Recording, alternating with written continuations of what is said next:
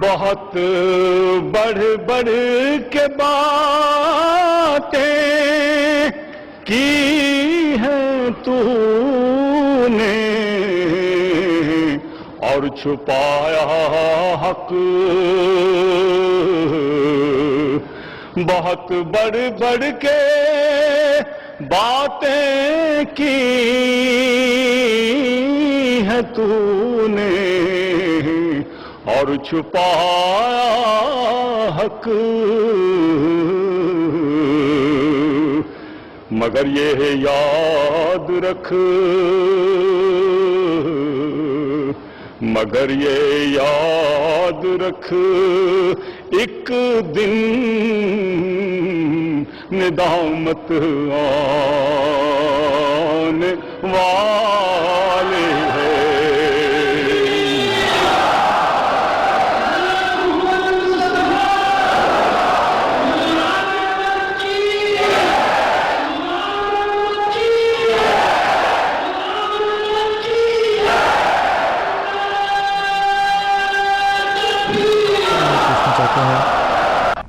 جب ہم بات کرتے ہیں اعتراضات کی جو سیدنا حضرت مسیح موعود علیہ السلام کی تحریرات پر کیے جاتے ہیں، ذات بابرکات پہ کیے جاتے ہیں، سیرت و کردار پہ کیے جاتے ہیں، تو ایک بات ہم اپنے ناظرین کو بتانا چاہتے ہیں کہ ان اعتراضات میں سے کوئی ایسا اعتراض نہیں ہے جو نیا ہو.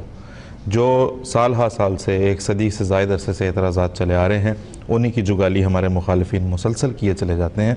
ہمارے لٹریچر میں ان کے جواب موجود ہیں، اور لٹریچر تو ایک طرف رہا، سیدنا حضرت مسیح موعود علیہ السلام کی اپنی تحریرات کو اگر آپ پڑھ لیں تو آپ کو ویسے ہی معلوم ہو جائے گا کہ یہ تمام اعتراضات جو ہیں وہ غلط ہیں، جھوٹ ہیں، باطل پہ مبنی ہیں. لیکن چونکہ ہر دور میں انہیں دوبارہ اٹھایا جاتا ہے، آج کل ٹیلی ویژن انٹرنیٹ پہ بہت زیادہ انہیں اٹھایا اور دہرایا جاتا ہے، تو نصیر انجم صاحب آپ سے ہم درخواست کریں گے کہ ایک اعتراض جسے خاص طور پہ کچھ دن پہلے جو ہے وہ جس کی پرچار کی گئی، وہ ہے سیدنا حضرت مرزا غلام احمد صاحب قادیانی مسیح موعود و مہدی موعود علیہ السلام کے گھر بلکہ آپ کے کمرے میں نامحرم عورتوں کی موجودگی سے متعلق، اور پھر اس پہ بہت انہوں نے اپنے حاشیے بھی لگاتے ہیں اور بہت اس پہ طرح طرح کی باتیں کرتے ہیں. سے ہم درخواست کریں گے کہ اگر آپ ان اعتراضات کی حقیقت پر کچھ روشنی ڈال سکیں. نصیر انجم صاحب. جی آصف صاحب، بات یہ ہے کہ اس اعتراض میں کوئی حقیقت نہیں ہے اور محض الزام ہے. حضرت مسیح موعود علیہ السلام جن کو خدا تعالیٰ نے امام مہدی بنا کر بھیجا، خدا تعالیٰ کے فضل سے اپنی ساری زندگی اس پارسائی کے ساتھ گزاری کہ جو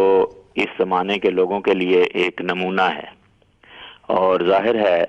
کہ یہ سارا مقام و مرتبہ آپ کو حضرت محمد مصطفیٰ صلی اللہ علیہ وسلم کی غلامی میں نصیب ہوا. آصف صاحب، میں حضرت مسیح موعود علیہ السلام کی پاکیزہ جوانی کے حوالے سے صرف ایک دو باتیں عرض کرنا چاہتا ہوں جس سے یہ پتہ لگے گا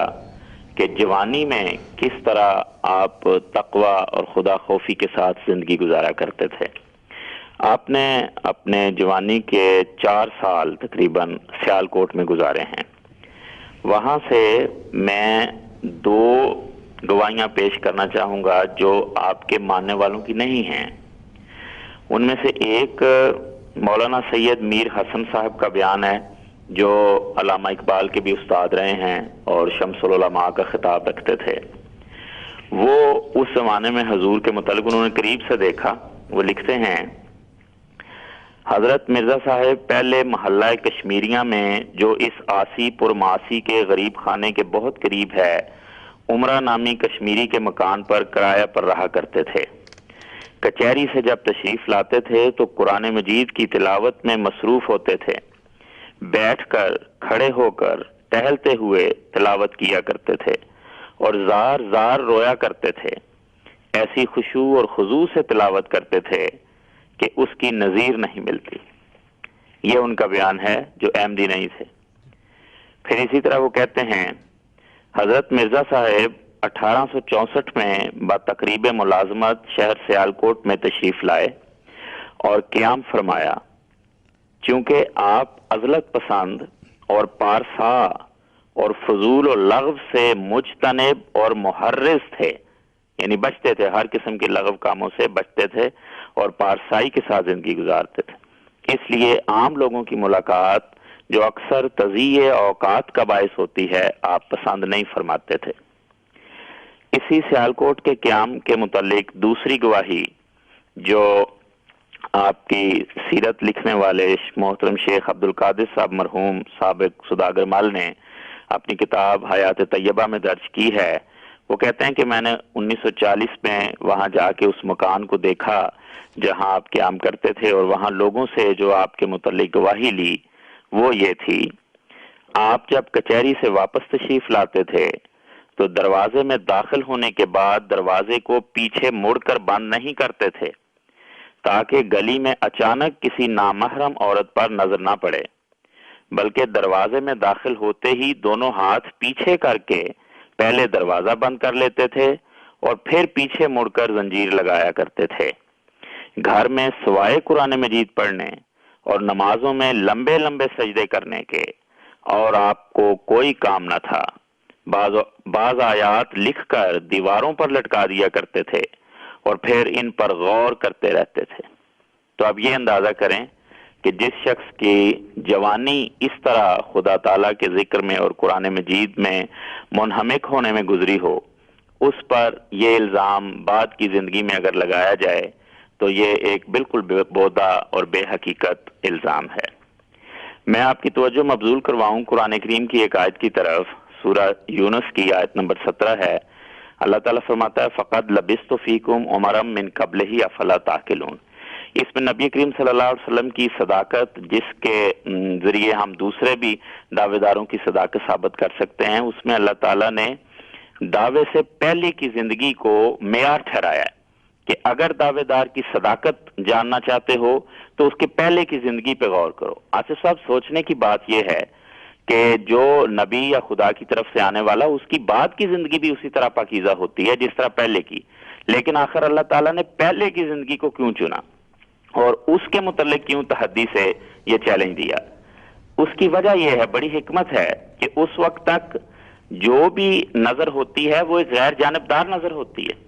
لیکن جب دعویٰ ہو جاتا ہے تو چونکہ ان کی امیدوں کے خلاف ہوتا ہے جو سننے والے ہوتے ہیں، اس لیے پھر ان کی آنکھوں پہ تعصب کی پٹی آ جاتی ہے۔ اس لیے اللہ تعالیٰ نے اس زندگی کو پیش ہی نہیں کیا۔ تو یہ وہ زندگی جو حضرت مسیح موعود علیہ السلام کی دعویٰ سے پہلے کی ہے، اس کے متعلق حضرت مسیح موعود علیہ السلام نے بھی چیلنج دیا۔ آپ فرماتے ہیں اپنی کتاب تذکرۃ الشہادتین میں، تم کوئی عیب، افتراء یا جھوٹ یا دغا کا میری پہلی زندگی پر نہیں لگا سکتے، تا تم یہ خیال کرو کہ جو شخص پہلے سے جھوٹ اور افتراء کا عادی ہے، یہ بھی اس نے جھوٹ بولا ہوگا۔ کون تم میں ہے جو میری سوانح زندگی میں کوئی نکتہ چینی کر سکتا ہے؟ بس یہ خدا کا فضل ہے جو اس نے ابتدا سے مجھے تقوی پر قائم رکھا، اور سوچنے والوں کے لیے یہ ایک دلیل ہے۔ تو اب دیکھیں، حضور نے چیلنج دیا ہے، جتنی بھی آوازیں دعوے سے پہلے کی ہیں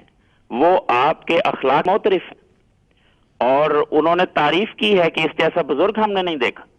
کوئی ایک بھی آواز دعوے سے پہلے یہ نہیں کہتی کہ آپ میں یہ اخلاقی کمزوری تھی یا یہ مسئلہ تھا یا یہ اعتراض تھا۔ جتنے بھی اعتراض ہیں یہ دعوے کے بعد بیان کیے جاتے ہیں، اور اس کے متعلق میں نے عرض کیا کہ وہ محض تعصب کی پیداوار ہوتے ہیں۔ اب جو اس تناظر میں دو روایات بیان کی جاتی ہیں جو آپ نے مخصوص اعتراض کیا ہے کہ غیر نامحرم عورتیں حضور کے گھر میں یا کمرے میں تھیں، ان کے متعلق ہم دیکھتے ہیں۔ ایک روایت میں یہ بیان ہوا ہے کہ ایک بوڑھی خادمہ آپ کے پاؤں دبا رہی تھی، آپ کی ٹانگیں دبا رہی تھی، تو وہ کہتے ہیں جی یہ دیکھیں یہ خلاف شریعت کام ہو گیا اور یہ ہو گیا۔ اس روایت کو پڑھیں، اس میں پہلی بات تو یہ لکھی ہے کہ وہ بوڑھی عورت تھی اور خادمہ تھی، گھر کی ملازمہ تھی، اور اتنی بوڑھی تھی کہ اس کو یہ بھی پتہ نہیں لگ رہا تھا کہ میں ٹانگیں دبا رہی ہوں یا پلنگ کی پٹی، عملاً وہ پلنگ کی پٹی کو دباتی چلی جا رہی تھی، تو اس حد تک وہ بوڑھی خاتون تھی۔ اور دوسرا، اسی روایت کی راویہ حضرت اما جان حرم حضرت مسیح موعود علیہ السلام ہیں، تو اس سے ظاہر ہے کہ وہ بھی اسی کمرے میں موجود تھی، ان کی موجودگی میں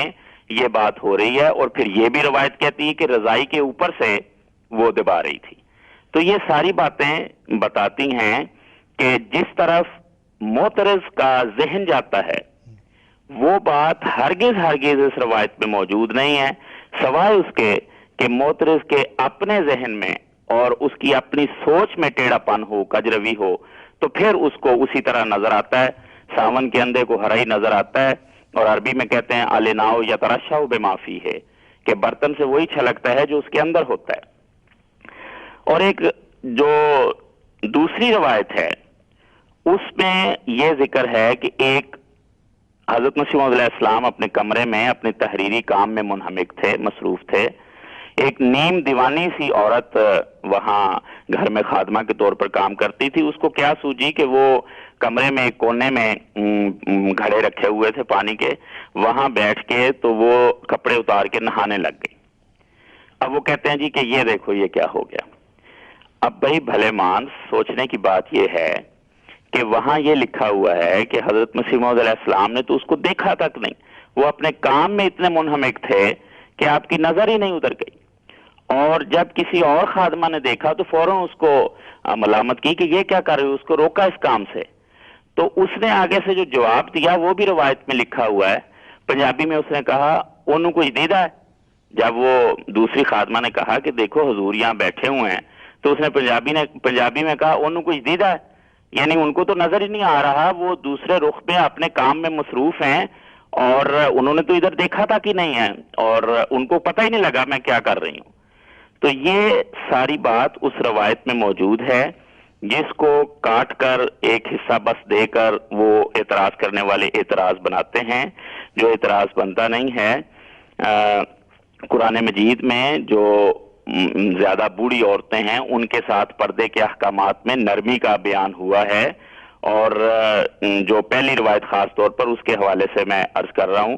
کہ فقہاء نے یہ بحث بھی کی ہے اپنی کتابوں میں کہ گھر کی لونڈیوں کے بارے میں جو پردے کے احکامات ہیں وہ اس طرح سخت نہیں ہوتے جس طرح آزاد عورتوں کے بارے میں ہوتے ہیں۔ چنانچہ امام ابن تیمیہ نے اپنی کتاب مجموع الفتاوی میں اس پر تفصیل سے بحث کی ہے، اور یہ اس پہلی روایت کے متعلق بات ہے۔ اور دوسری جو نیم پاگل عورت کا ایک فعل ہے، اسے تو حضور نے دیکھا ہی نہیں ہے اور اپنے کام میں مصروف رہے ہیں، اس لیے حضور پر تو اعتراض کی کوئی جگہ ہی نہیں ہے، کوئی گنجائش ہی نہیں ہے۔ اور وہ شخص جو اپنی جوانی میں دروازے کی کنڈی بھی اس طرح بند کرے کہ اچانک کسی پر نظر نہ پڑ جائے، اس پر بعد کے زمانے میں یہ اعتراض کیا جائے تو سوائے جیسا کہ میں نے عرض کیا کہ وہ اپنی سوچ کی عکاسی کرتا ہے، اس کے سوا اعتراض کی کوئی جگہ نہیں ہے۔ اور آصف صاحب، یہی طریق جو اسلام اور ہمارے پیارے آقا حضرت محمد مصطفیٰ صلی اللہ علیہ وسلم کے مخالفین ہیں، ان میں سے بھی بعض نے اپنایا کہ وہ اسی طرح کی کوئی شاذ کوئی کمزور روایت لے کے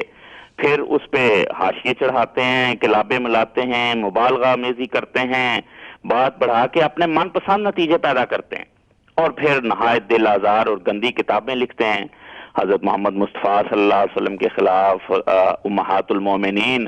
رضی اللہ عنہن کے خلاف یہ ساری کتابیں لکھی گئی۔ تو اس لیے یہ جس طرح حضرت محمد مصطفیٰ صلی اللہ علیہ وسلم کے ضمن میں یہ اعتراضات جو ہیں یہ کوئی وقت نہیں رکھتے اور رد کرنے کے لائق ہیں، اسی طرح خدا تعالیٰ کے فضل سے حضرت مسیح موعود علیہ السلام کی ساری زندگی پاکیزہ زندگی ایسی روشن زندگی ہے کہ جس پر کوئی ذی شعور انسان ایسا الزام نہیں لگا سکتا سوائے اس کے جو تعصب میں حد سے زیادہ بڑا ہوا ہو۔ جی ٹھیک ہے، بہت شکریہ نصیر انجم صاحب، جزاک اللہ۔ کی تعریف انہوں نے کی، اور جو آپ نے جملہ نوٹ کیا ہے میں نے اس کے برعکس یہ سنا ہے کہ انہوں نے کہا کہ اگر کوئی شخص آج اسلام زندہ دیکھنا چاہے تو قادیان میں جا کے دیکھے۔ بہت بڑی تعداد اس وقت تحریک پاکستان کے کابرین کی احمدی تحریک سے متاثر ہوئی تھی ڈاکٹر صاحب، کیونکہ یہ عیسائیوں کو جواب دیتے تھے۔ تحریک پاکستان ہی نہیں، خود جو ہے مولانا ابوالکلام آزاد، مولانا ثناء اللہ امرتسری، اصل میں یہ ایک خاص دور تھا جب کہ اسلام کے خلاف ایک تو غلام رسول مہر عیسائی یہ متاثر تھے، یہ خود تھے، یہ غلام رسول مہر اور عبدالمجید سالک احمدی تھے۔ میری اطلاع نہیں ہے یہ، بہرحال میں جو عرض کر رہا ہوں وہ یہ کہ جو کام وہ کر رہا تھا اس نے تو عیسائی مشنریز کے ساتھ مناظرے کیے اور انہیں شکست دی۔